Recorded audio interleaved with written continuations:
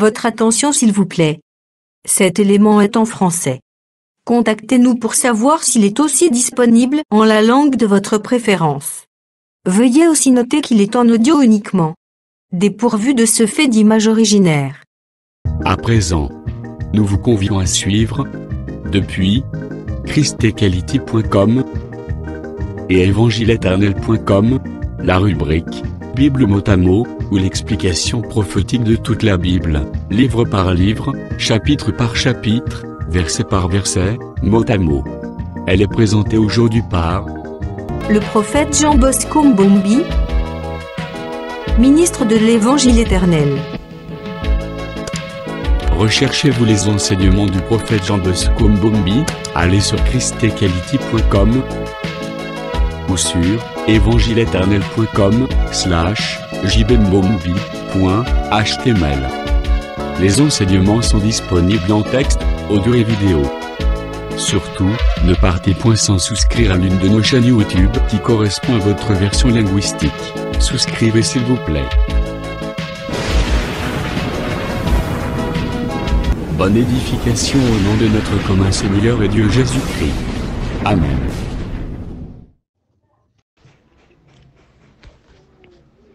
Gloire au Seigneur, nous sommes encore là pour continuer notre série de partages. Nous sommes en train d'étudier les évangiles comparés, c'est-à-dire nous procédons de la manière à faire des 4 témoignages un seul témoignage. Alors nous sommes en train de parler sur l'adoration des mages. Alors, nous sommes dans le livre de Matthieu chapitre 2. Je commence par le 7e verset jusqu'à 11e verset. Ce témoignage ici n'est pas retrouvé dans les autres évangiles ou témoignages. C'est-à-dire Matthieu seul en est le détenteur. J'ai fait la lecture. Matthieu chapitre 2, je commence par le 7e verset. Alors, Hérode fit appeler en secret les mages et s'inquiète soigneusement auprès d'eux depuis combien de temps l'étoile brillait. On avait répondu à cette question que l'étoile brillait presque 2 ans. Lorsqu'ils ont vu l'étoile, jusqu'à arriver à Jérusalem, Jésus avait été autour de 2 ans. Puis il les envoya à Bethléem en disant, allez et prenez des informations exactes sur les petits enfants. Quand vous l'aurez trouvé, faites-moi les savoir, afin que j'aille aussi moi-même l'adorer. Verset 9. Après avoir entendu les rois, ils partirent, et voici, l'étoile qui les avait vus en Orient marchait devant eux, jusqu'à ce que, étant arrivé par-dessus du lieu où il était le petit enfant, il s'arrêta. Donc au-dessus c'est l'étoile, mais lorsqu'ils entrent dans la maison, on ne voit plus l'étoile, on voit l'enfant. C'est l'étoile prend la nature de l'enfant. Donc, hors la maison, c'est-à-dire tout le temps de la marche, le temps de la loi, là, Christ est représenté comme une étoile. Christ, c'est la parole prophétique, puisque l'étoile, c'est aussi la parole prophétique qui conduisait les peuples. Mais cette parole s'incarne ou s'accomplit dans la personne de Jésus, l'enfant qui était là. Quand ils aperçurent l'étoile, ils furent saisis d'une très grande joie. Ils entrèrent dans la maison, virent le petit enfant avec Marie sa mère, se prosternèrent et l'adorèrent. Ils ouvrirent ensuite leur trésor et lui en firent un présent de l'or, de l'encens et de la myrrhe. Puis divinement, en songe, verset 12, averti n'est pas retourné vers Hérode et regagnèrent leur pays par un autre chemin.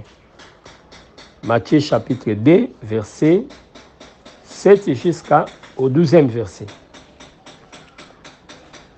Les mages venus d'Orient, ce sont les fils de Ketura qui étaient venus pour adorer le Seigneur. Nous disons que la naissance les avait attirés. Là, dans la pensée de la révélation, nous disons que la naissance de Jésus-Christ, en d'autres mots aussi, là où Jésus est annoncé comme Christ et Seigneur, les fils de Ketura ou les fils d'Abraham dans la dispersion devaient revenir. Écoutez ce que dit Jésus, les témoignages des gens peut-être dans Jean chapitre 11, 47, vous allez jusqu'au verset 54. On parle là-bas que Jésus devait mourir pour rassembler les enfants de Dieu qui étaient dans la dispersion. Au fait, quand Jésus meurt, on n'est pas seulement rassemblés par sa mort, mais nous sommes rassemblés par sa naissance. La naissance spirituelle dont j'ai parlé, il est question de la résurrection. Donc la résurrection est une naissance. C'est la résurrection de Jésus qui fera que les enfants de Dieu qui étaient dispersés, Pierre était dans la pêche, chacun était retourné dans ses occupations, qu'ils regagnèrent la chambre haute, qu'ils se mettent ensemble. Donc, la résurrection les avait aussi mis ensemble. Et même les disciples d'Emmaüs pouvaient venir là où étaient leurs frères.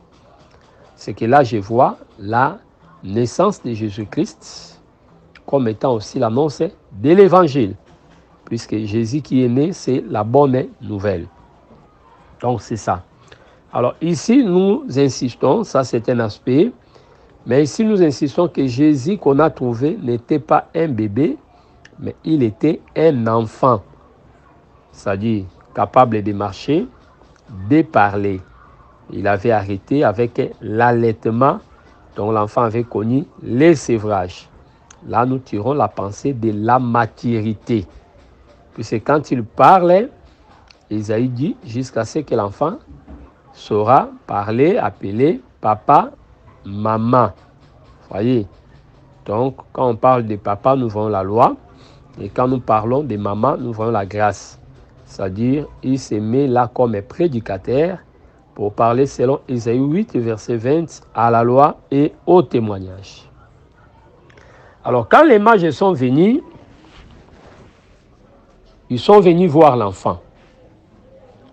La Bible dit que l'enfant n'était pas seul. Vous ne trouverez jamais la parole seule, mais au contraire, vous trouverez Marie avec la parole. Marie comme mère avec la parole, nous disons, c'est le ministre de la parole. Et de l'autre côté, vous allez remarquer que Joseph aussi était là. Or, quand nous parlons de Joseph, qui est là à côté de Marie, il est question du Saint-Esprit. Donc voilà comment est-ce que nous devons comprendre ce texte-là. On ne peut pas adorer là où il n'y a pas le Saint-Esprit, là où il n'y a pas l'Église. Donc l'adoration s'est faite là où il y a l'Esprit et là où il y a les ministères, puisque ce sont les deux qui vont présenter l'enfant. Vous voyez. Et quand ils ont vu l'enfant, c'est alors que les mages pouvaient adorer. Vous voyez, ils ont vu l'enfant. Voir l'enfant, c'est aussi écouter la parole. C'est que Jésus n'était pas connu de ceux-là, mais ce sont les parents qui l'ont présenté. C'est la maison qui l'a présenté. Il faut entrer dans la maison pour voir l'enfant. Il faut venir à l'église pour voir l'enfant. Et il ne sera pas seul, mais l'enfant Jésus, la parole, sera à côté de Joseph et Marie. Voyez, ils n'ont pas adoré n'importe où, mais c'était les lieux où la colonne ou l'étoile s'était arrêtée. C'est ce qu'Israël faisait dans la loi ou dans l'ombre. Donc voilà ce que nous devons retenir avec cette chose. Et remarquez là, vous trouverez qu'ils ont adoré. Ils n'ont pas commencé par donner leurs offrandes, mais au contraire, ils ont commencé par adorer. Voyez, c'est pourquoi nous disons que la pratique qui consiste à donner les offrandes avant la parole n'est pas correcte dans l'ordre doctrinal. On écoute d'abord et puis on donne. C'est pourquoi même donner est conditionné. Quand on écoute la vraie parole, on peut alors maintenant donner. Quand on fait la vraie adoration, cette adoration doit toujours être couronnée par l'offrande. C'est très très important. Nous savons très bien que l'offrande, c'est aussi l'équerre. Quand la Bible dit, on ne se présentera pas main vide. Deutéronome 16 et 16. Vous voyez? Mais nous comprenons aussi que main vide, c'est se présenter devant Dieu sans la foi. Or, sans la foi, il est impossible de lui être agréable. C'est-à-dire, le jour où quelqu'un manquerait de l'argent, il ne peut pas fuir l'église. Mais il ne peut que venir à l'église. Mais là, il ne sera pas main vide, mais nous considérons que sa foi, c'est ça, c'est que Dieu désire. Donc, il n'est pas main vide puisqu'il a la foi. Et les mains vides là, ce n'est pas les mains, mais c'est le cœur. Donc, c'est comme lorsque l'Écriture dit, dans le livre de 1 Timothée chapitre 2, verset 9, que les hommes prient en élevant les mains pures. Vous voyez, les mains pures là, c'est pour parler avec les cœurs purs. C'est un rapport avec les cœurs purs. Mains pures signifie cœur pur. Donc voilà la pensée de l'Écriture. Alors, autre chose que nous devons comprendre, nous devons aussi comprendre que malgré la pensée spirituelle qu'on se présente avec la foi, donc on s'approche de Dieu avec une foi sincère, mais nous disons aussi quand on s'approche de Dieu, pour adorer, on ne doit pas être main vide. C'est l'expérience que l'enfant Isaac avait dit à son père. C'est comme ça, par expérience, l'enfant avait dit à son père, mais nous allons adorer, mais où est le sacrifice? Donc l'enfant savait qu'on ne monte pas main vide. Voyez. Donc, ici, nous parlons de l'offrande comme le bien qu'on peut posséder et donner aux hommes de Dieu qui nous enseignent la parole de Dieu. Donc voilà ce que nous devons retenir. Alors, on ne se présentait pas main vide devant le Seigneur. Donc on ne se présente pas main vide. C'est-à-dire, ici, nous voulons enseigner aux bien-aimés que nous devons apprendre à donner. Vous voyez, à donner. Donc ici, nous disons que les offrandes ou les dons appropriés, tels que présentés, représentaient aussi l'offrande, la foi que ces gens-là avaient. Vous voyez, on remarquait, c'était 3 dons. Par rapport à cela, nous disons que la foi que nous avons, c'est la foi qui provient des prophètes. Vous voyez, donc les 3 dons représentaient seulement la foi que nous avons tirée de la loi, des prophètes et des psaumes. Vous voyez, notre foi a pour soubassement la loi, les prophètes et les psaumes.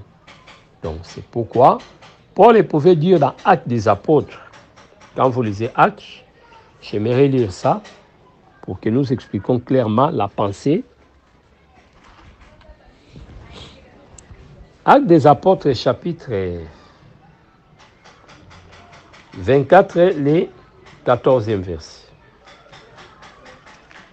La foi que nous avons, c'est l'héritage des patriarches. C'est la foi d'Abraham, la foi d'Isaac et de Jacob. Donc les 3 représentent la loi, les prophètes et les psaumes. Donc les fils de Ketura, ce qu'ils avaient, ça provenait d'Abraham, ça provenait d'Isaac, les fils d'Orient plutôt, ça provenait d'Abraham, d'Isaac et de Jacob. Actes des Apôtres, chapitre 24. Je vais certifier ce que je suis en train de dire.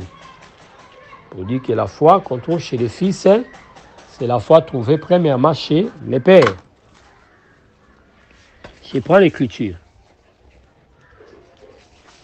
Actes des Apôtres 24, le verset 14.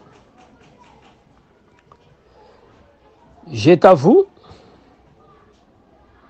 bien que je sers le Dieu de mes pères, selon la voie qu'ils appellent une secte, croyant tout ce qui est écrit dans la loi et dans les prophètes. 15.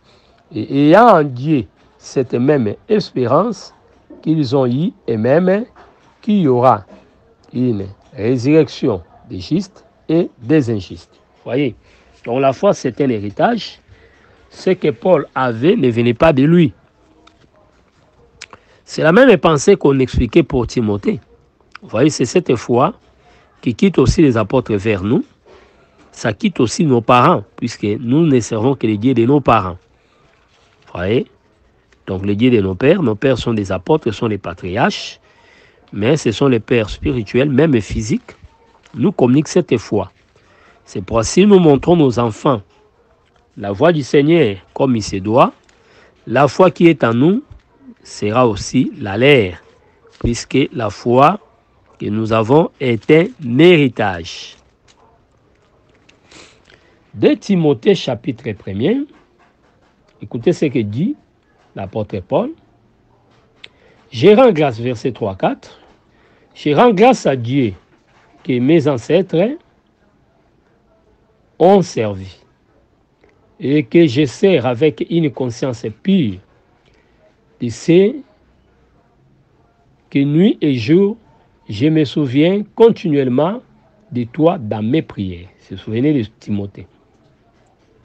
Me rappelant tes larmes et désirant te voir afin d'être rempli de joie, gardant les souvenirs de la foi sincère qui est en toi, qui habita d'abord dans ton aïe Loïs et dans ta mère Eunice,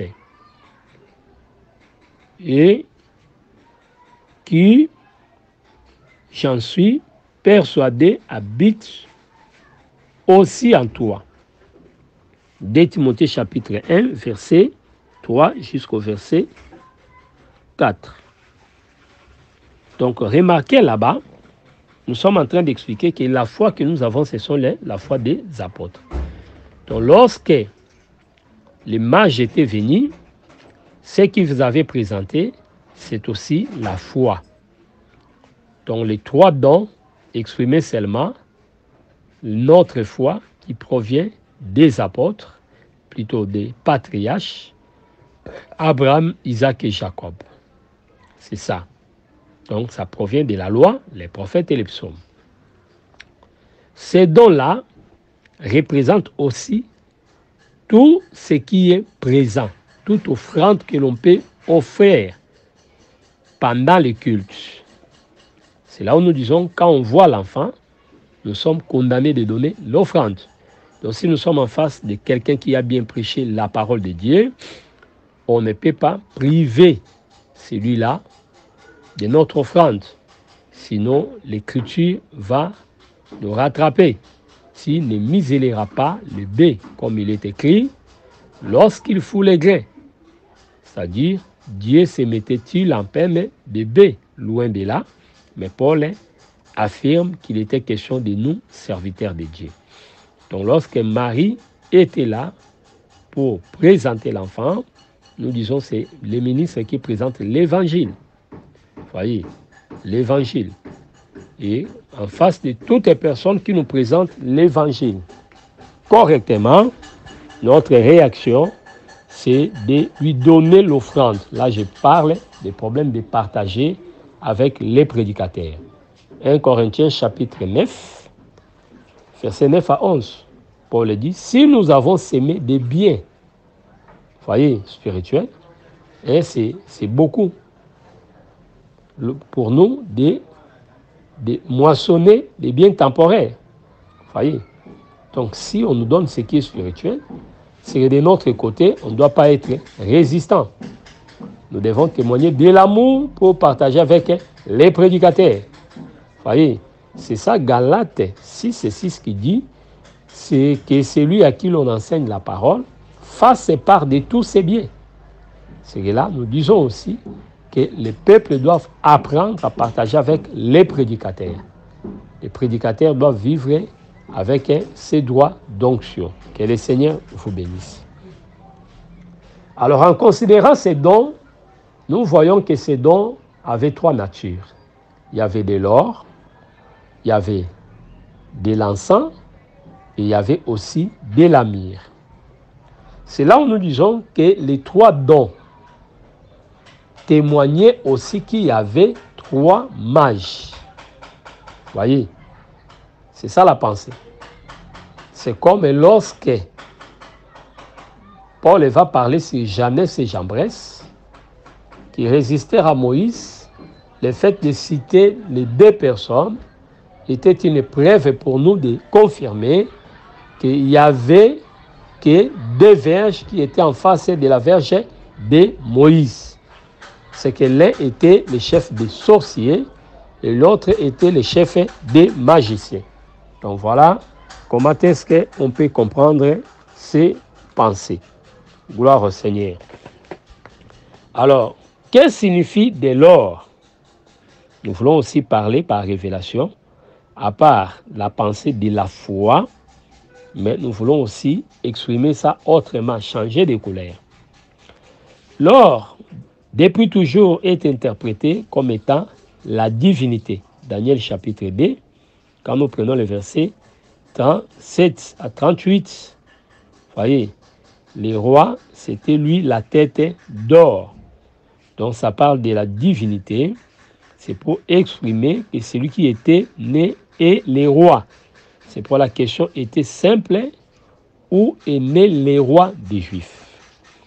Le roi qu'il devait adorer, c'est aussi Dieu, un Dieu. Voyez, je prends Malachie pour concilier les deux pensées, que l'or parlait de la divinité en même temps de la royauté. Job le dit aussi, c'est Job 24, verset 22. Si je ne m'abuse pas, sinon c'est Job 22. Lisons ça d'abord, Job 22, 24. Et puis nous allons prendre l'écriture de Malachie. Job 22, 24, écoutez ce que dit l'écriture. Jette l'or dans la poussière, l'or d'Ophir, parmi les cailloux des torrents, et le Tout-Puissant sera ton or. Ton argent et ta richesse. Voyez. Donc, Job chapitre 22, 24 à 25, dit que le Tout-Puissant, qui est Dieu, sera ton or. Donc là, Dieu est comparé à l'or. Mais lorsqu'ils ont amené l'or, ils ont dit où est né le roi des Juifs. Vous voyez, la royauté s'exprime aussi dans l'or. Nous voyons comment est-ce que Salomon, autour de lui, n'était que de l'or. Vous voyez, donc les biens, les fourchettes, les objets plutôt dans la maison, ce n'était que de l'or. Vous voyez, c'est pour exprimer sa gloire. Vous voyez. Alors l'Éternel, qui est Dieu, est aussi roi. C'est lui le roi d'Israël. Malachie 1, 14. J'ai fait la lecture.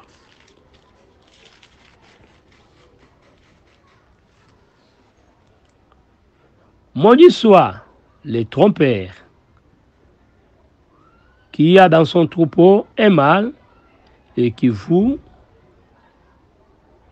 et sacrifie au Seigneur une bête chétive. Car je suis un grand roi, dit l'Éternel des armées, et mon nom est redoutable parmi les nations. L'Éternel se déclare lui-même comme étant un grand roi. Comme éternel, il a la nature de l'or. Comme roi, il a aussi la nature de l'or.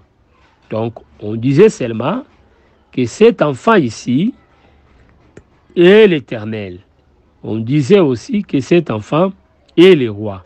Vous voyez, C'est lui qui devait racheter les peuples. Donc Jésus-Christ est Dieu. C'est ce qu'il faut croire. Nous ne parlons pas de la divinité dans sa compréhension petite, comme la Bible le dit par exemple dans Psaume 82, verset 6. N'est-ce pas, vous êtes des dieux? Non. Mais ici nous parlons Dieu comme étant les créateurs. Donc celui qui était né était les créateurs. Celui qui était né était les rois. Voilà pourquoi le jour où il va mourir, on va écrire les rois des Juifs. Celui-ci est les rois des Juifs. C'est ça. Donc, amener de l'or, c'est reconnaître sa divinité. En d'autres mots, la loi parlait de Dieu comme un roi. La loi exprimait la divinité. C'est pourquoi quand on fait la vraie adoration, comme des mages, il faut amener de l'or. C'est-à-dire, en adorant, il faut dire que Jésus-Christ est Seigneur. Il faut exprimer que Dieu, élever le Seigneur comme Dieu, élever le Seigneur comme roi.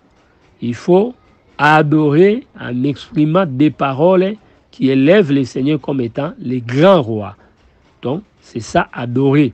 Ils ont exprimé ça par de l'or, et l'or est parlé, s'identifier à l'enfant qui était là.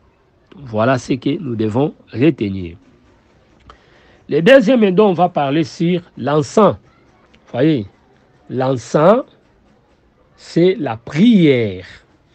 Là, nous sommes dans Psaume. On dit, Psaume chapitre 4, 142, verset 1 à 2. Psaume 141 plutôt, verset 1 à 2. On dit que l'élévation de mes mains soit comme l'encens. Vous voyez, c'est l'encens, c'est la prière. C'est le parfum que les sacrificateurs offraient. L'encens, c'est le parfum qu'on mettait sur les pains. Vous voyez, c'était pour parler de l'œuvre de la sacrificature. C'est-à-dire, celui-ci est le roi qui doit servir comme sacrificateur. Or, quand le Seigneur offre les parfums, ce sont les prières qu'il adresse pour que Dieu nous pardonne. Voyez, donc c'est l'intercession de Christ. Donc, on disait seulement qu'il serait intercesseur. Voyez, c'est pourquoi quand vous prenez Marc 16, et Marc plutôt 15, versets 60 à 66, il a déclaré que vous verrez le Fils de l'homme désormais à la droite de Dieu. Pourquoi? Pourquoi la droite? Pour intercéder, puisque la droite intercède, c'est ça la pensée d'Ésaïe. Donc nous devons comprendre qu'il est question de l'intercession. J'ai fait d'abord cette lecture et puis je reviens sur la myrrhe. La myrrhe, ce sont des parfums qu'on a apportés lorsque Jésus était mort. C'est-à-dire, on lui donnait l'espérance de la résurrection. Puisque les myrrhes servaient en Égypte pour l'embaumement. Donc, c'était une façon de l'embaumer. On disait qu'il devait servir. En servant, il devait mourir. Et puis, il serait ressuscité. Donc, les droits dont expliquaient aussi la vie de Christ. C'est comme à la transfiguration, Matthieu chapitre 17. Élie et Moïse s'entretenaient avec lui. C'est-à-dire, on disait qu'il mourrait. La loi le condamnait à mourir. Mais les prophètes disaient que tu ne seras pas abandonné, selon Psaume 16 et 10. Mais tu connaîtras la résurrection. Comment est-ce que nous connaissons ces messages, cet entretien-là discret? Nous les connaissons par Jésus qui l'a dévoilé. Et comme c'est un secret, il leur dira, ne dites pas de cette vision. Voyez, nous allons, le Fils de l'homme mourra, mais il ressuscitera le troisième jour. Donc, il disait que Moïse m'a dit, je vais mourir, mais j'ai reçu l'assurance par Élie que je serai ressuscité. Que le Seigneur vous bénisse. Donc, voilà ce que nous devons retenir. J'ai fait la lecture pour terminer. Psaume 141, qui parle de l'élévation des mains. verset 1 à D. L'Écriture dit ceci. Ô Éternel, je t'invoque, verset D. Que ma prière soit devant ta face comme de l'encens. Que ma prière soit devant ta face comme de l'encens. Donc cette prière-là, c'est ça l'encens. Or dans Jean chapitre 19, quand nous prenons les versets 38 à 42, on avait apporté des aromates et des myrrhes pour appliquer ça sur la personne de Jésus. Donc, en d'autres mots, on lui donnait l'espérance de la résurrection. Voilà comment est-ce que nous devons comprendre les choses. Que le Seigneur vous bénisse. Les mages ayant adoré, ils ne retournèrent pas par les mêmes chemins. Or, pour Hérode, c'était les complots. Mais nous disons, quand quelqu'un rencontre le Seigneur, il ne rentre plus dans les péchés. Il faut qu'il change des routes. Que le Seigneur vous bénisse, c'est le vôtre, les prophètes Jean Bosco, plus 243, 89, 541, 88, 90. Que Yehoshua HaMashiach vous bénisse.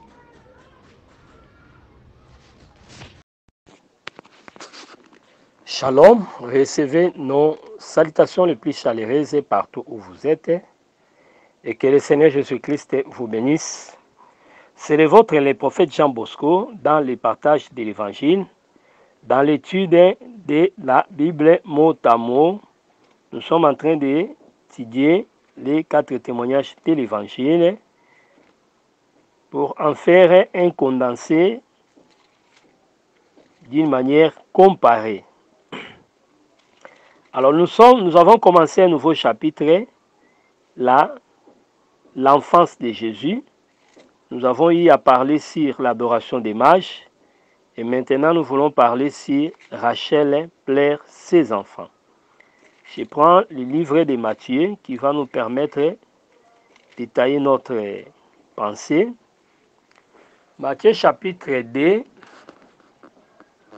là je commence par le verset 12 jusqu'au verset 18. Puis divinement averti en songe de ne pas retourner vers Hérode, et regagnèrent leur pays par un autre chemin. Lorsqu'ils firent partis, voici un ange du Seigneur apparut en songe à Joseph et dit, « Lève-toi, prends les petits enfants et sa mère, puis fuis en Égypte et reste-y jusqu'à ce que je te parle.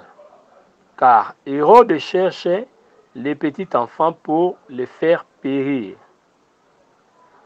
Joseph se leva, prit de nuit les petits enfants et sa mère et se retira en Égypte. Il y resta jusqu'à la mort d'Hérode, afin que s'accomplisse ce que le Seigneur avait annoncé par les prophètes. J'ai appelé mon fils hors d'Égypte. Alors Hérode, voyant qu'il avait été joué par les mages, s'est mis dans une grande colère et il envoya tuer tous les enfants de 2 ans et au-dessous qui étaient à Bethléem et dans tout son territoire, selon la date dont il s'était soigneusement acquis auprès des mages. Alors s'accomplit ce qui avait été annoncé par Jérémie le prophète. On entendit des cris à Rama, des pleurs et des grandes lamentations. Rachel pleure ses enfants et n'a pas voulu être consolée parce qu'ils ne sont plus. Je prends la pensée de Jérémie. Jérémie chapitre 31. Et je vais descendre. Jérémie chapitre 31. Nous prenons la pensée originale en rapport avec cette pensée que nous voulons étayer. Nous prenons le livre de Jérémie, chapitre 31. Et là, on peut commencer par... Commençons par le verset 15. Ainsi parle l'Éternel, on attend des cris à Rama, des lamentations, des larmes amères. Rachel pleure ses enfants. Elle refuse d'être consolée sur ses enfants, car ils ne sont plus. Ainsi parle l'Éternel. Retiens tes plaies, retiens les larmes de tes yeux, car il y aura un salaire pour tes œuvres, dit l'Éternel. Ils reviendront du pays de l'ennemi. Il y a de l'espérance pour ton travail, dit l'Éternel. Tes enfants reviendront dans leur territoire. Jusqu'au verset 17. Alors je prends une autre pensée. Je suis dans Genèse chapitre 37. Genèse 37.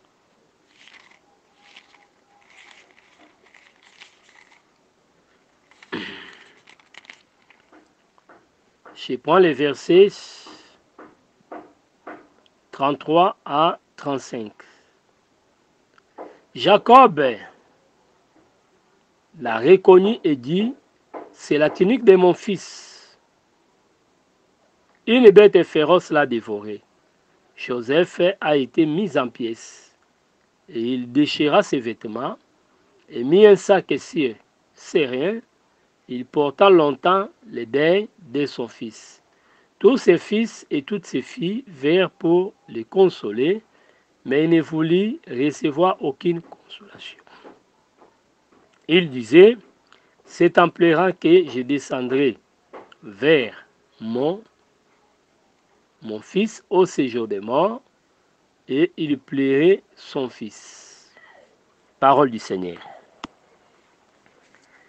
Alors nous sommes en train de parler si Rachel pleure ses enfants, une pensée que nous avons tirée dans le livre de Jérémie, qu'on a répété dans les témoignages de Matthieu. Rachel pleure ses enfants, pourquoi? L'accomplissement de cette prophétie, on l'expliquait ou on ramena cette prophétie à la naissance de Jésus. Remarquez ici, il est question de Jésus comme enfant que les mages étaient venus adorer. Et remarquez, la Bible dit, les mages étaient venus, mais lorsqu'ils sont retournés, ils ne sont plus retournés pour glorifier Hérode, lui faire des rapports, mais les mages empruntèrent un autre chemin. Ce que nous disons, quand quelqu'un vient devant le Seigneur, il ne rentre pas par les mêmes chemins. C'est-à-dire, il ne sort pas tel qu'il était venu. On vient pécheur, mais on rentre comme étant des saints.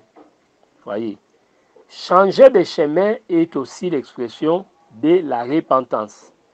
Puisque repentance signifie changement de direction, changement d'attitude.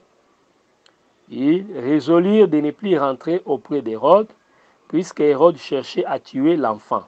C'est-à-dire, ils avaient la conscience qu'aller donner l'information, c'est trahir la parole de Dieu. Voilà ce que nous devons retenir. C'est pourquoi vous allez remarquer que les espions étaient dans la maison de Rahab. Ils étaient entrés par la porte de la ville, par la porte de sa maison, mais pour sortir, ils sont sortis par la fenêtre, c'est-à-dire ils sont sortis par la muraille. Voyez? Pourquoi ça? C'est puisque les habitants de la ville n'aimaient pas leur présence. Voyez? C'est la discrétion pour que ce qu'ils ont fait ne soit pas dévoilé. Voyez, c'est pourquoi ils n'ont pas voulu être capturés et subir des interrogatoires. Donc voilà un peu ce que nous devons retenir. Donc ça, c'est une repentance. En descendant par la fenêtre, il fuyait le roi de Jéricho. Voyez, donc ils ne sont plus rentrés par les mêmes chemins pour échapper le roi de Jéricho. Également ici, nous avons la situation des mages. Ils sont venus, mais Hérode, malin qu'il était, il cherchait des informations pour venir adorer l'enfant. Voyez, qu'est-ce qu'il a utilisé? Non pas ses services, mais il est allé plus chercher la trahison auprès de ceux qui allaient adorer l'enfant. Chers bien-aimés, nous ouvrons la parenthèse pour dire que le diable utilise aussi beaucoup de bien-aimés pour qu'ils ne soient pas des vrais adorateurs. Au contraire, que par eux, la parole soit trahie. Pourquoi nous disons, ne trahissez jamais la parole. Quand vous trahissez la parole, en ce moment-là, vous présentez les signes d'une femme stérile. Or, la Bible dit, dans les pays, il n'y aura pas de femmes qui avortent, il n'y aura pas non plus de femmes stériles. Voyez. Donc, une femme qui avorte, c'est une femme qui ne va pas tenir l'enfant. Donc, c'est une femme qui n'aura pas d'enfant, qui ne portera pas des enfants, qui n'aura pas des enfants entre ses mains. Voilà pourquoi nous exhortons que trahir la parole, c'est avorter aussi comme femme. Donc, remarquez là-bas, nous disons, ils sont sortis en cachette. En cachette, c'est là pour que les rois de Jéricho ne sachent pas ce qu'ils étaient venus faire dans le pays. C'est très très important. Alors nous disons que les mages n'ont pas voulu fournir des éléments, n'ont pas voulu contribuer à la mort de la parole. Or Jésus disait, malheur au Fils de l'homme. Vous voyez, le Fils de l'homme s'en va plutôt selon ce qui est écrit. Mais malheur à l'homme par qui le Fils de l'homme sera livré. Vous voyez, donc le malheur est là, mais le Fils de l'homme qui jouera, l'homme qui jouera les mauvais jets, les jets de mauvais goût pour que la parole soit trahie, c'est lui qui sera malheureux et le plus malheureux. Donc là, nous disons qu'on ne doit pas jouer à ces jets-là de pouvoir mépriser et livrer la parole. Au contraire, nous devons nous manifester comme étant des femmes, comme étant des sœurs de la parole pour garder notre frère comme Joséba l'avait fait avec le petit Joas. Que le Seigneur Jésus-Christ vous bénisse. Alors lorsque Hérode va comprendre qu'il a été joué, il va se décider de sacrifier, de faire mourir tous les enfants de 0 à 2 ans. Vous voyez, pourquoi cette estimation? C'est puisque on estimait que Jésus-Christ avait presque 2 ans. Vous voyez, très très important. Mais Dieu ne laisse pas son enfant, ne laisse pas ses enfants. Dieu ne laisse pas son peuple, ne laisse pas son fils. Vous voyez, quand on veut sacrifier la parole, Dieu a épargné la parole. C'est que là, l'enfant Jésus, nous l'interprétons comme étant la parole que Hérode devait falsifier, devait tuer. Vous voyez, Paul était lié, mais la parole n'était pas liée.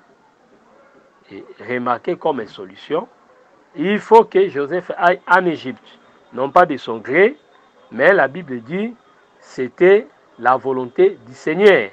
Il va recevoir un message qui va lui parler concernant son départ.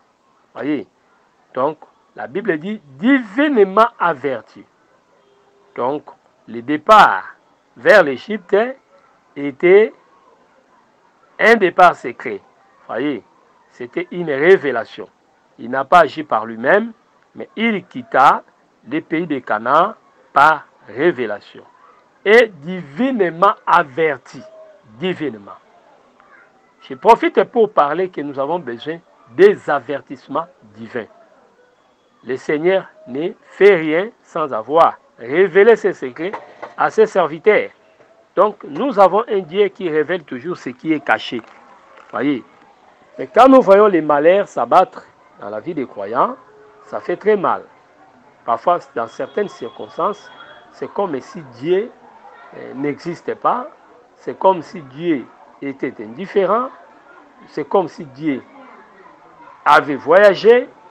Ces choses-là, ça n'honore pas. Mais nous avons un Dieu vivant que nous devons prêcher. Nous devons dire aux gens que nous avons un Dieu vivant, un Dieu qui opère, un Dieu qui délivre. Donc c'est très très important. Alors remarquez là-bas, divinement averti. C'est très très important. Je voulais étayer, expliquer cette pensée pour dire seulement, quand on appartient à Dieu, Dieu ne laisse pas. Dieu ne laisse pas son peuple. Je reprends la pensée. Lorsqu'ils firent partie, c'est-à-dire les mages, voici un ange du Seigneur apparut en songe à Joseph et dit, lève-toi, prends le petit enfant et sa mère, fuis en Égypte et reste là. Restez-y jusqu'à ce que je parte, car Hérode cherche le petit enfant pour le faire périr. Vous voyez, très très important. Donc là, vous allez comprendre que le Seigneur était apparu pour parler à Joseph. Quand vous prenez le verset 12, Matthieu chapitre 2, 12, puis divinement averti en songe de ne pas retourner vers Hérode. Voyez, divinement averti, les mages échappèrent à Hérode.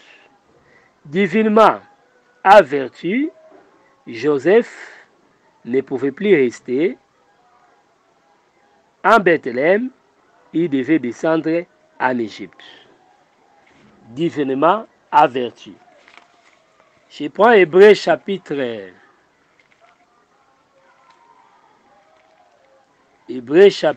11. Je suis dans la pensée des divinement avertis. Je prends les versets 6. Non, verset 7. C'est par la foi que Noé, divinement averti des choses qu'on ne voyait pas encore, et saisi d'une crainte respectueuse, construisit une arche pour sauver sa famille. C'est par elle qu'il condamna le monde et devint héritier de la justice qui s'obtient par la foi. L'Écriture dit que c'est par la foi que Noé divinement averti. Je suis encore dans la pensée divinement averti. C'est que si tu es le bien-aimé du Seigneur, Dieu n'abandonne pas son peuple. Dieu ne laisse pas un malheur venir frapper la ville sans qu'il puisse en parler. Voyez. Donc, lorsque nous parlons de la pensée, de l'avertissement, nous voulons seulement dire que si vous êtes véritablement enfant de Dieu, fils d'Abraham, vous serez divinement averti à tout moment que le mal veut frapper la terre. À tout moment que le mal veut vous atteindre. Je parle de la terre comme étant le monde, la terre comme étant la contrée dans laquelle vous êtes, la terre comme étant votre propre corps. C'est très très important. Ce monde sera détruit Dieu nous avertira aussi divinement comme il a fait avec Noé. Voyez. Et cet avertissement-là fera que nous soyons enlevés, qu'on se prépare pour l'enlèvement, pour ne pas vivre la corruption qui restera sur la terre. Voyez. Quand la maladie veut toucher les saints, Dieu ne laisse pas. Dieu vient aussi nous informer à tout moment qu'il y a des complots, des situations contre notre vie. Donc le Seigneur intervient divinement, par la prophétie, par des songes, par des conseils, par des voix audibles. Il intervient dans la diversité pour nous ramener ou pour nous avertir. C'est ce qui sauva l'enfant Jésus. C'est ce qui fit que les mages retournaient par un autre chemin, puisqu'ils étaient divinement avertis. Voilà ce que nous devons retenir. Alors nous continuons notre pensée sur Rachel plaire ses enfants. Alors je vais évoluer ou diriger mon message vers 3 directions. Premièrement, je parle de Rachel comme étant l'Éternel lui-même. Je vais aussi parler de Rachel comme étant aussi le Seigneur Jésus-Christ. Donc voilà ce que je vais parler. En passant, retenons aussi que Rachel parle de l'Église et enfin Rachel parle aussi d'Israël. C'est très très important. On y reviendra. Je prends la pensée qui est première, Rachel comme étant l'Éternel lui-même. Voyez, Rachel c'est une mère. Voyez, mais quand il faut regarder physiquement comme ça, Rachel n'avait jamais pleuré ses enfants physiquement. Quelle est cette Rachel qui avait pleuré ses enfants? Et qui sont ses enfants? Je réponds en disant que Rachel qui pleure ses enfants, c'est la personne de Jacob. Puisque lorsque nous voyons Joseph aller en Égypte, la Bible dit que Jacob avait pleuré son enfant et il n'avait pas voulu la consolation de ses fils et de ses frères. Voyez, c'est ce que l'Écriture dit, Rachel pleure ses enfants et ne veut pas être consolée. Très très important. Alors, là-bas, ce n'était pas Rachel qui avait pleuré, mais au contraire, c'est Jacob. Par là, nous disons que l'homme et la femme constituent un même mystère. C'est que, à vrai dire, c'est Rachel qui pleure. Mais cette Rachel qui pleure était représentée par Jacob. C'est que Jacob, comme père, quand il pleurait, il exprimait seulement les regrets de sa femme Rachel. Voyez? Donc là, il va pleurer dans la faiblesse, c'est-à-dire il prend la nature d'une mère pour pleurer. Et quand une femme pleure, reconnaissez que la femme pleure surtout à cause de la maternité. Cette douleur-là infligée, c'est ce qui amène les femmes à pleurer.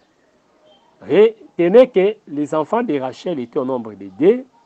Les premiers, c'est Joseph et les seconds, c'est Benjamin. Alors, Rachel pleure ses enfants signifie Rachel pleure Joseph, Rachel pleure Benjamin. Voyez, donc c'est très très important. Alors, remarquez lorsque Benjamin devait descendre également en Égypte, vous allez voir que Jacob avait aussi pleuré. Il n'était pas d'accord puisqu'il voyait la mort de Joseph sur celui que nous appelons Benjamin. Donc, là, nous disons qu'on n'a pas pleuré seulement un seul enfant, mais on avait pleuré les 2 enfants.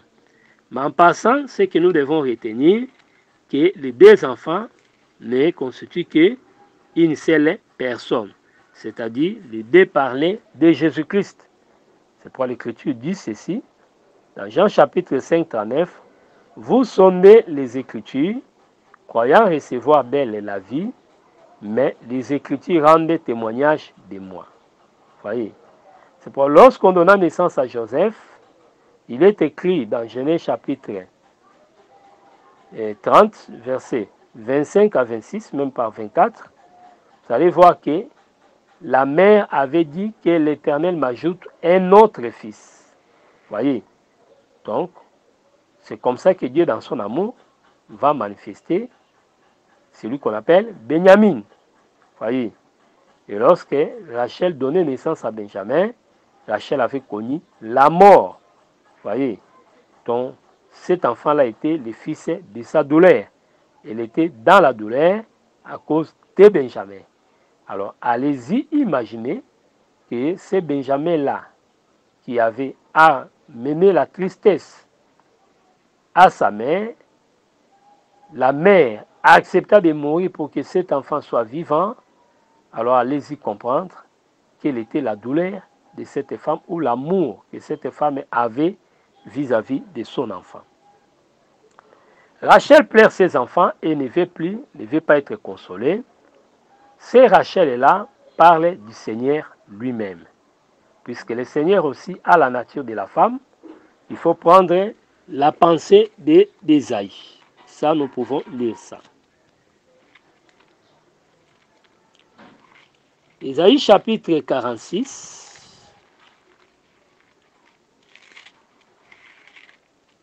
Je commence par le 3e verset.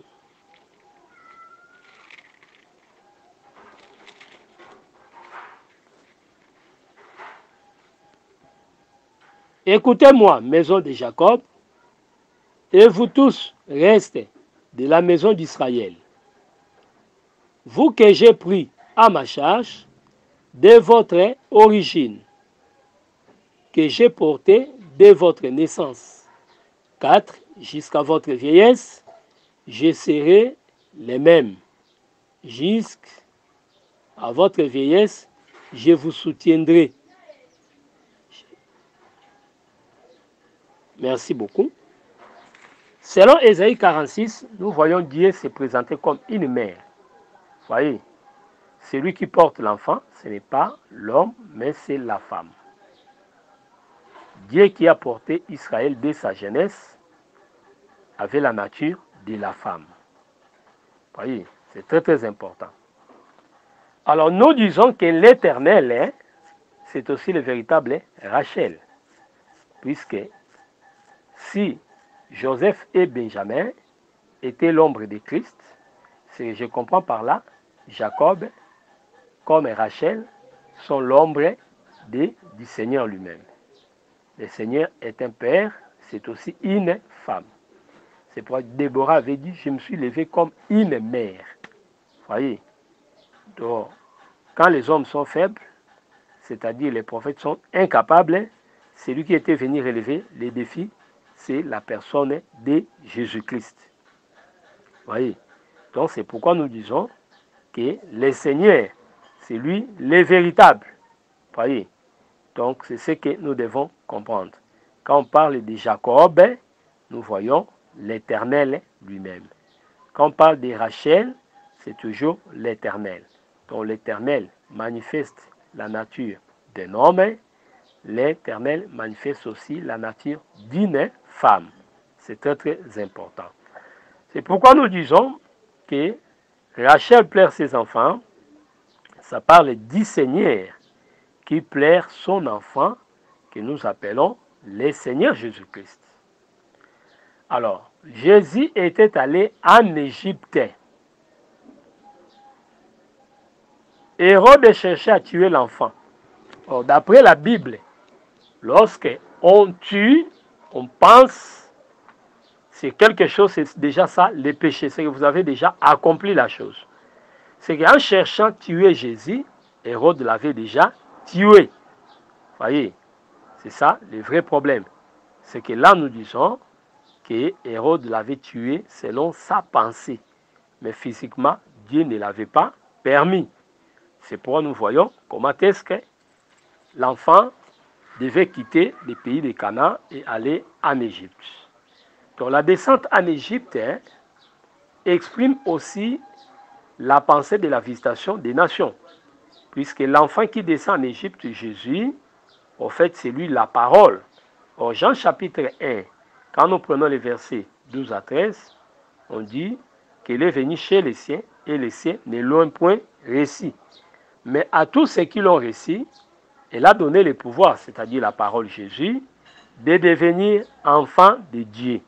Vous voyez, donc les enfants de Dieu, et ce sont nous qui avons cru la parole de Dieu. Donc nous voyons comment est-ce qu'il était descendu en Égypte. Cette descente en Égypte de l'enfant Jésus explique aussi comment Joseph était descendu en Égypte. Pourquoi? Il était mal aimé par ses frères. Vous voyez, il va prendre le chemin de l'Égypte, là où il va vivre son élévation. Donc nous venons ici pour dire que Jésus qui descend en Égypte, c'est ça aussi Joseph qui était vendu, était allé en Égypte. Ce n'était pas de son gré que Joseph s'était rendu en Égypte, mais on l'avait vendu comme esclave. Voyez. Mais ici, lorsque nous parlons de Christ comme étant le véritable Joseph, nous disons qu'il était descendu en Égypte puisqu'il n'était pas aimé de ses frères. Quand l'histoire se répète, nous voyons des problèmes de haine, des problèmes de jalousie, des problèmes de méchanceté. Et Jésus disait, une génération méchante. C'est que quand Dieu voyait Israël, il les voyait comme étant des méchants. Donc, des gens qui n'ont pas la parole, qui n'ont pas la crainte de Dieu. Donc, Jésus, qui va en Égypte, expliquer la descente de Joseph en Égypte. Vous voyez, c'est très très important. Or, quand Jésus descendait en Égypte, il y avait un jugement infligé sur les enfants. Vous voyez, son départ occasionna la tribulation des enfants. Là, nous disons aussi qu'après Jésus-Christ, le véritable enfant, nous autres qui sommes aussi des enfants en dessous de lui, nous connaissons des tribulations. C'est que ces tribulations-là, c'est ce que nous appelons Rachel plaire ses enfants. C'est ça. Donc, je touche d'abord la première pensée pour dire que Rachel plaire ses enfants, c'est l'Éternel qui plairait Jésus. Pourquoi? Puisque Jésus est le véritable Joseph. Lorsque Joseph descendit en Égypte, nous voyons le père plairer. Et de même aussi, nous disons que le départ de l'enfant Jésus va occasionner des tribulations qu'on entendait décrites. Voyez, donc le Seigneur plaire son enfant qui va en Égypte, son enfant qui est mal aimé. Donc de même que Joseph était allé en Égypte, de même Jésus aussi est venu vers les païens, vers les nations, et pour qu'ils viennent vers les nations, cette visitation passait par la mort. C'est qu'à vrai dire, l'Éternel plaire Jésus par rapport à l'œuvre de la croix. Voyez, donc Rachel plaire ses enfants, puisque Joseph était vendu vers l'Égypte. Joseph était devenu l'esclave de ses frères.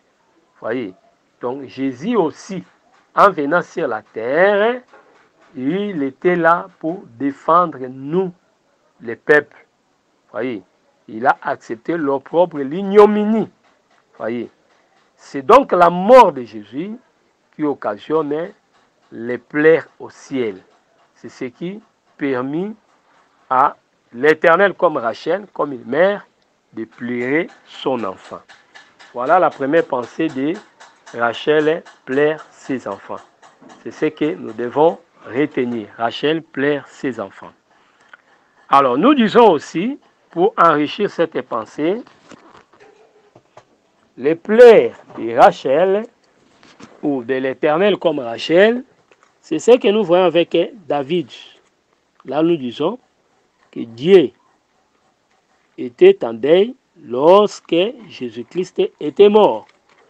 Mais par contre, nous autres, on était dans la joie, puisque c'est ça, notre victoire ou notre délivrance. C'est très très important. Alors je prends la parole de Dieu, c'est 2 Samuel chapitre 13. 2 Samuel chapitre 13. La mort d'Amnon.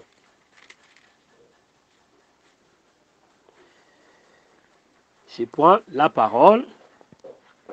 Nous lisons 2 Samuel 13, je commence par le verset 23. 2 ans après, comme Absalom avait des tondeurs à Baal, à Tchor, près d'Éphraïm, il invita tous les fils du roi. Absalom alla vers les rois et dit, voici ton serviteur à l'étendard, que les rois et ses serviteurs viennent chez ton serviteur. Et le roi dit à Absalom, non, mon fils, nous n'irons pas tous, de peur que nous te soyons à charge. Absalom les pressa, mais le roi ne voulut point aller. Et il les bénit.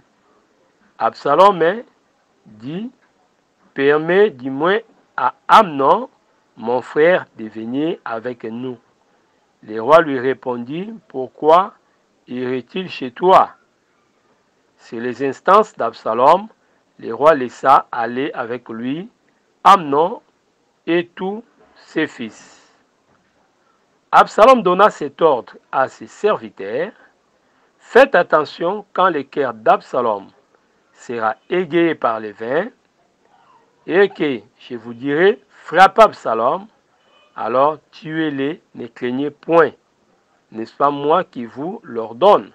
Soyez fermes et montrez du courage.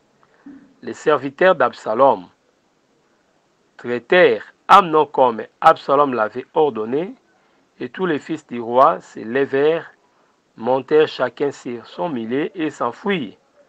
Comme ils étaient en chemin, le bruit parvint à David qu'Absalom avait tué tous les fils du roi et qu'il n'était pas resté un seul.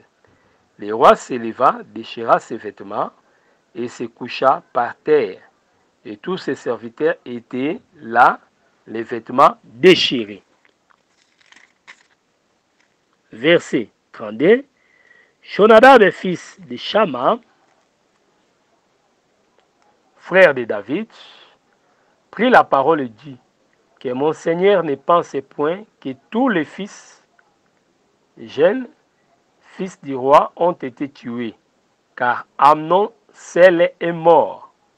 Et c'est l'effet d'une résolution qu'Absalom, depuis le jour où Amnon déshonora Tamar, sa sœur. Voilà ce que nous devons retenir. Alors je prends les versets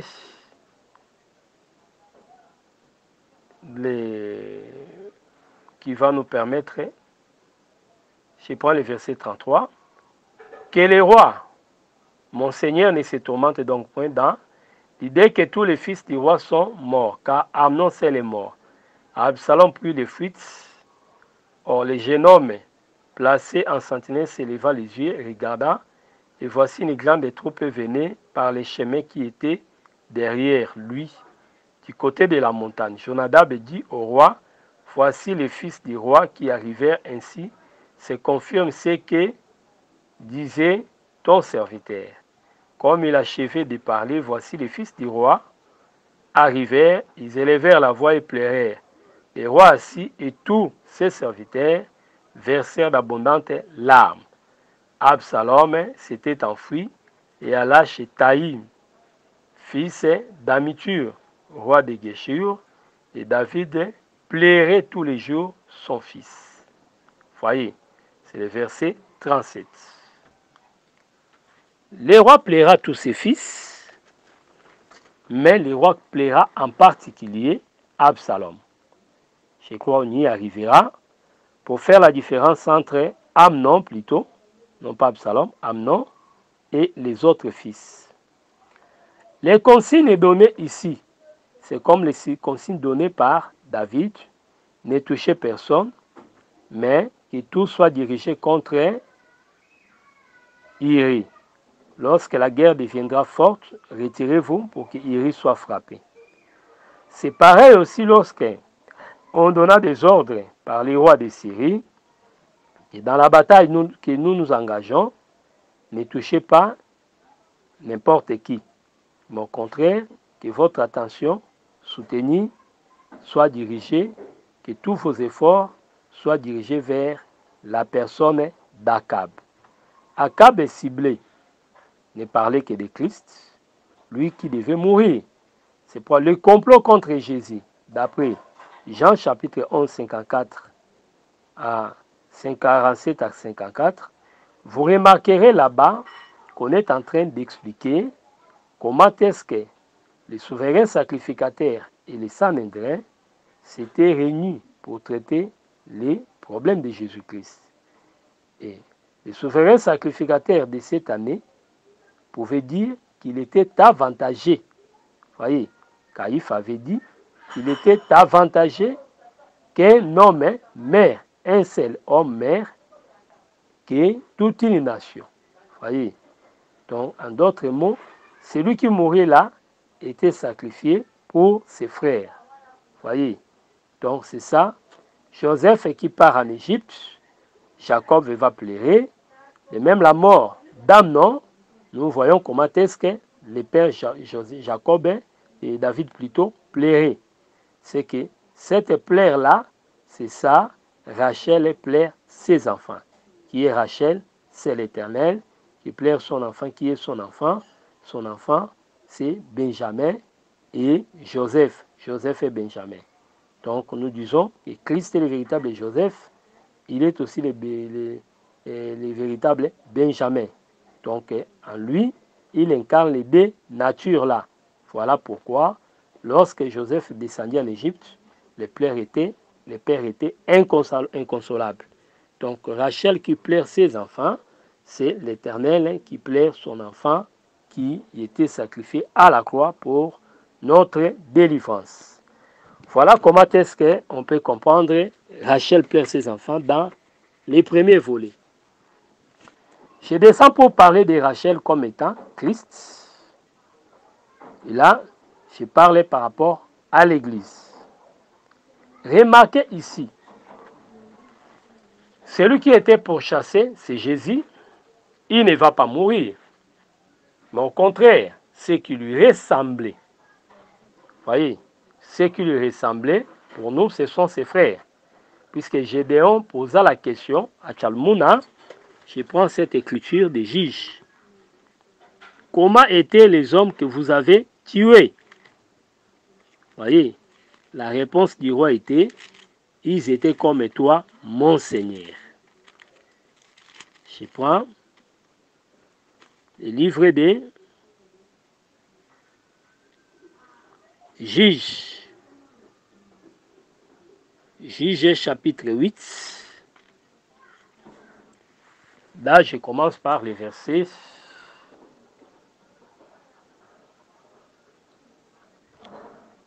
19, non, 18. Il dit à Zébak et à Tchalmouna, comment étaient les hommes que vous avez tués au Tabor? Ils répondirent, ils étaient comme toi, chacun avait l'air d'un fils du roi. Vous voyez, c'était le fils du roi. Il dit, c'était mes frères. Vous voyez, fils de ma mère. L'Éternel est vivant. S'il vous les y laissez vivre, je ne vous tuerai pas. Vous voyez. Nous prenons cette écriture de Juges 8, versets 18 à 19, pour expliquer que tel que Gédéon était, tel était Gédéon, tel étaient ses frères. Les frères se ressemblent. Ici, la ressemblance, nous l'expliquons par rapport à l'âge de 2 ans. Vous voyez, ce sont des petits-enfants. Vous voyez, le royaume des cieux est pour les petits-enfants. Vous voyez, très très important. Donc ici, Hérode ne s'attaque pas aux personnes matures, mais aux enfants. L'enfance explique l'innocence. Les croyants devant le Seigneur sont des innocents puisqu'ils sont pardonnés par le sang de Jésus-Christ. L'objectif, c'est de tuer Jésus, mais comme on ne sait pas les distinguer, il faut les chercher parmi ces enfants-là. Ce que je veux dire par là, que la persécution comme la tribulation venant de l'ennemi, à vrai dire, l'ennemi agit de la sorte dans le but de tuer la parole. Mais la parole n'est pas tuée. La parole et l'esprit ne peut pas être liés. C'est là où Paul dira que c'est moi qui étais lié, mais non pas la parole. C'est-à-dire, dans cette tribulation, on cherchait à lier la parole. Mais la parole n'était pas liée, mais c'est l'homme qui était lié. De même aussi, quand on cherche à tuer Jésus, Jésus ne mourra pas. Mais au contraire, c'est nous. Voyez, c'est la mort de ces enfants-là expliquait la guerre de l'ennemi contre les saints. Comment le diable s'élève pour nous persécuter, pour nous tuer. Voyez, donc c'est ce que nous devons retenir. Et lorsque le sang des saints est versé, c'est alors que Dieu, comme Rachel, Christ plaire. Voyez, donc Rachel qui plaire ses enfants, c'est le Seigneur. Or, le Seigneur forme un tout avec l'Église, car l'Église est son corps. Je prends Actes des Apôtres chapitre 8. Suivez-moi attentivement. Actes des Apôtres chapitre 8. Je prends le verset 2. Non, premier seulement. Il y eut ces jours-là une grande persécution contre l'Église de Jérusalem. Et tous, excepté apôtres, se dispersèrent dans les contrées de la Judée et de la Samarie. Des hommes épiés ensevelirent Étienne et les plairèrent à grand bruit. Voyez, lorsque l'Église est plairée, l'Église est aussi Rachel. Nous savons pourquoi nous disons que l'Église c'est aussi Rachel, puisque l'Église c'est la bien-aimée du Seigneur. Rachel était la femme bien-aimée de Jacob. Voyez, donc là, nous voyons qu'il était en train de plairer. Voyez, quand l'Église plairait Étienne, là nous disons que Rachel plairait ses enfants. Quand l'Église plaire, c'est Christ qui plaire. Donc quand Jacob plairait, s'il plairait à la place de Rachel. Voyez, c'est pourquoi il dira à Saoul, qui était témoin, qui avait pris les vêtements d'Étienne, le Seigneur lui dira, Saul, Saul, pourquoi me persécutes-tu? Acte 9, vous prenez le premier verset jusqu'au 10e verset. Pourquoi me persécutes-tu? À vrai dire, Paul ou Saul ne persécutait pas les saints et le Seigneur Jésus-Christ, mais il persécutait les saints. Mais Jésus dira, c'est là pourquoi me persécutes-tu? C'est-à-dire en faisant du mal au peuple de Dieu, on faisait du mal au Seigneur lui-même. En touchant les saints, on touche également les seigneurs. Donc c'est pourquoi nous disons, quand quelqu'un nous combat, il ne nous combat pas, mais il combat Dieu. C'est pourquoi notre défense ne proviendrait pas non plus de nous, mais de Dieu lui-même. Donc Rachel plaire ses enfants, parle de Christ, comment il souffre par rapport à nous. Ça parle aussi de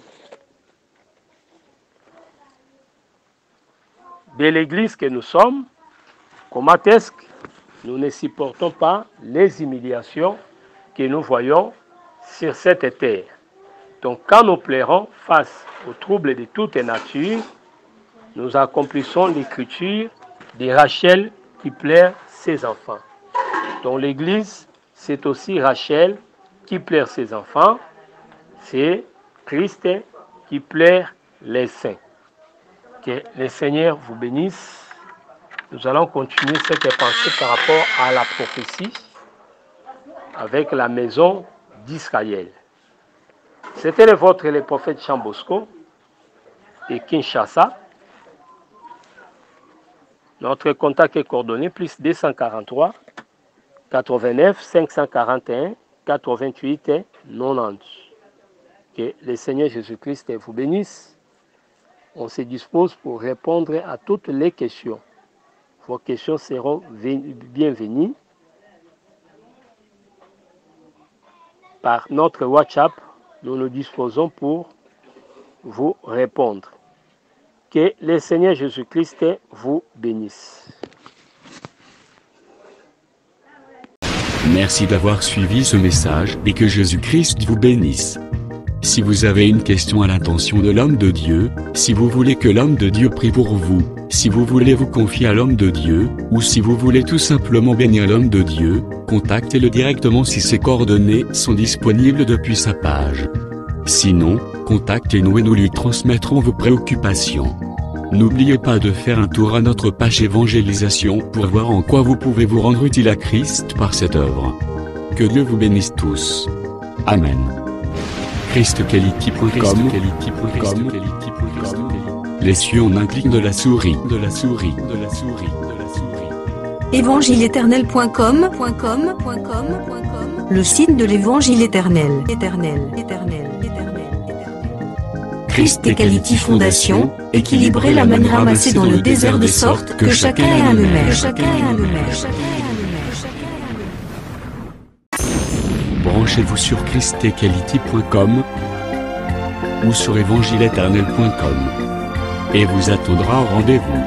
La radio mondiale évangile-éternel.com, enseignement non-stop. La télé prophétique évangile-éternel.com TV, enseignement quantique et documentaire biblique. L'église virtuelle, assemblée et culte de prière des saints, en ligne et en direct. La rubrique Pasteur et thème. Retrouvez tous les ministres de l'Évangile éternel, en vidéo, audio et texte. La rubrique Bible révélée, explication prophétique de la Bible, mot à mot. La rubrique Questions et réponses, expose les réponses des ministres à vos questions difficiles et compliquées. La rubrique Prophétie et actualité, décrypte pour vous, l'actualité, en rapport avec les prophéties bibliques. La rubrique Aréopage, ouvre à tous, et sans censure, le libre débat et exposition contradictoire. Évangile-éternel.com, démystifié au moyen de l'enseignement, des erreurs, des fausses religions, églises, doctrines et philosophie. Nos enseignements confrontent l'apostasie et les idées préconçues pour vous attacher à la saine doctrine. Vous y trouverez de l'exhortation, du réconfort spirituel et de l'incitation à vous sanctifier. Sur évangile-éternel.com, sollicitez une requête de prière, et les ministres et plusieurs saints prieront pour vous. Retrouvez des cantiques chantés par des saints et des cantiques instrumentaux. Venez y apprendre d'autres langues à travers la Bible audio multilingue. Les enseignements sont en toutes les langues. évangile-éternel.com, le site de l'Évangile éternel. Motivez-nous en souscrivant à l'une de nos chaînes YouTube, celle de votre préférence linguistique. Et venez évangéliser avec nous en partageant, autant que faire se peut, notre site web, nos YouTube channels ainsi que toutes nos publications. Merci de le faire et que Jésus-Christ notre commun Seigneur et Dieu vous bénisse tous. Amen. ChristEquality.com. Les cieux sont à la portée de votre main, juste par un simple clic de la souris. ChristEquality Fondation, équilibrer la manne ramassée dans le désert de sorte que chacun ait un numère.